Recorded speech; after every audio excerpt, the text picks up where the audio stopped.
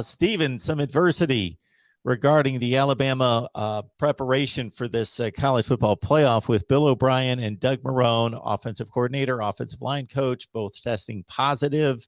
And so that is obviously a situation now based on what you conveyed to me before we started to record. That is a day-by-day process. They may be able to coach in the game, but of course, Nick Saban and staff have to prepare for the worst-case scenario.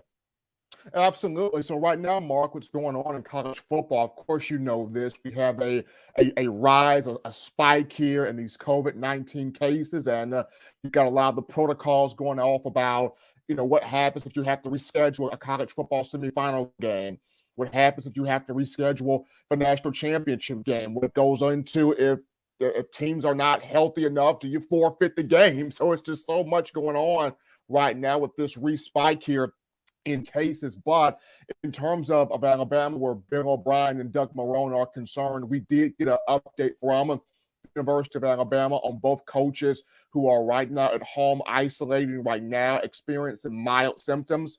Now, both guys, Marone and O'Brien, of a team anticipates both of them still being able to coach in the semifinal matchup against Cincinnati, provided they had the 2 to 3 negative tests before getting down there. But like you mentioned, in the worst case scenario, Alabama does have to have guys on staff preparing this team for the matchup. In terms of the play calling, you do have Alex Mortensen, who's an offensive analyst, and he's been on staff for the Crimson Tide for quite some time, about a few years now, and he has been incredible with helping Steve Sarkisian with game planning, Brian Dable with game planning when Dable was here, Michael Loxley with game planning, of course now Bill O'Brien with game planning as well. So you would have to think Mortensen would step in terms of helping with the play call things. And also Holman Wiggins, the wide receivers coach, has been on staff since 2019. He is the only holdover offensively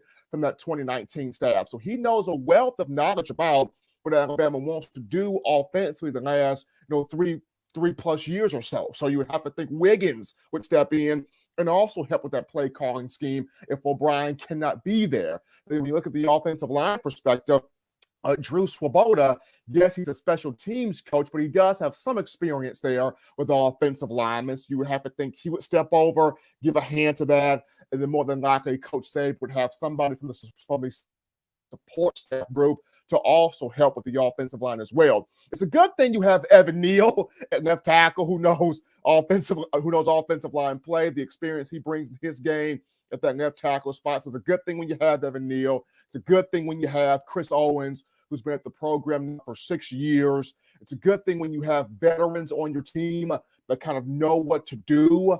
But that's where we stand right now, Mark. In terms of the play calling, I would look at Alex Mortensen, the offensive analyst, with Holman Wiggins basically kind of helping out there.